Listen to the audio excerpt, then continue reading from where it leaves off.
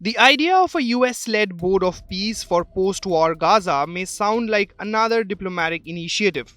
But the invitation extended to Russian President Vladimir Putin suggests something far bigger is at play. This is not just about Gaza, it is about power, influence, and the future shape of the global order. US President Donald Trump has proposed the Board of Peace as a body to oversee governance and reconstruction in Gaza after the war. Initially envisioned as a small group, it has rapidly expanded into an ambitious forum with a mandate that could extend to resolving multiple global conflicts. Some have even compared it to a rival structure to the United Nations. When Trump announced at the World Economic Forum in Davos that Putin had already agreed to join, the Kremlin quickly pushed back. Putin clarified that Russia was still studying the proposal and would decide only after consultations with its strategic partners. At the same time, he made a striking offer.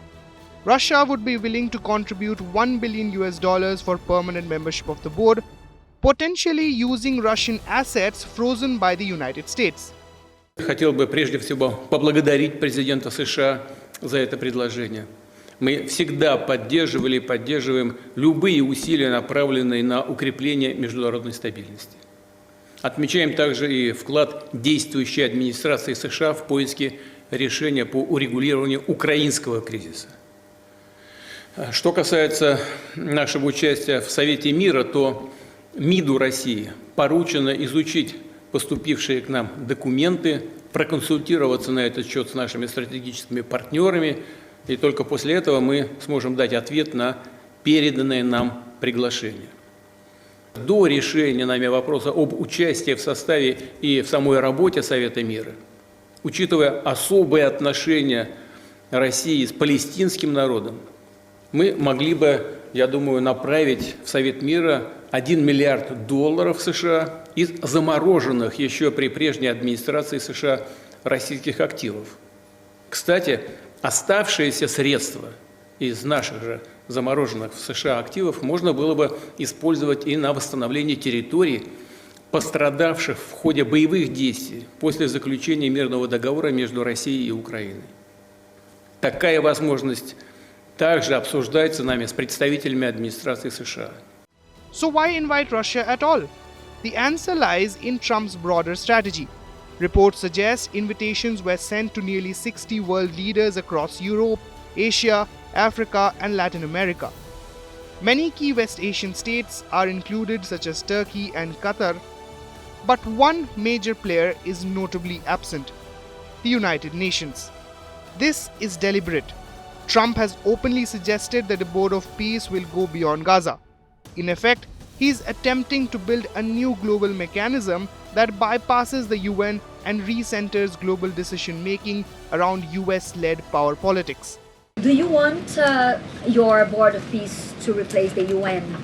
Well, it might. I mean, the UN just hasn't been very helpful. I'm a big fan of the UN potential, but it has never lived up to its potential. The UN should have settled every one of the wars that I settled. I never went to them. I never even thought to go to them. They should be able to settle those wars. They don't. I believe you got to let the UN continue because the potential is so great. Within this framework, Russia's inclusion is strategic. By bringing Moscow into the fold alongside former Soviet states like Belarus, Kazakhstan, Azerbaijan, and Uzbekistan, Trump is signaling an attempt to reintegrate Russia into a Western-led system after years of sanctions and isolation following the Ukraine war. Shared interests in energy markets, the Arctic space, and nuclear governance make this outreach plausible. By cautiously aligning with Trump's initiative rather than shaping an alternative of its own, Moscow appears to be operating from a position of constraint rather than confidence. Once a central pole in global diplomacy, Russia is now signaling willingness to adapt to US-led structures, even controversial ones. This is evident in its silence on Trump's openly floated idea of US control over Greenland, a proposal that would once have triggered strong objections from Moscow on strategic and Arctic grounds. That Russia has shown no resistance underscores how sanctions, prolonged war, and growing dependence on China have narrowed its strategic options. Participation in the Board of Peace offers Moscow relevance and resources, but at the cost of accepting a framework largely designed in Washington. Russia is being invited not because of Gaza alone, but because Trump is attempting to reshape the global order. Whether this new Board of Peace can function remains uncertain. What is clear is that the invitation to Russia reflects a high-stakes geopolitical gamble, one that could redefine alliances, institutions, and power itself. With Farhan Khan, Bureau Report, India Today Global.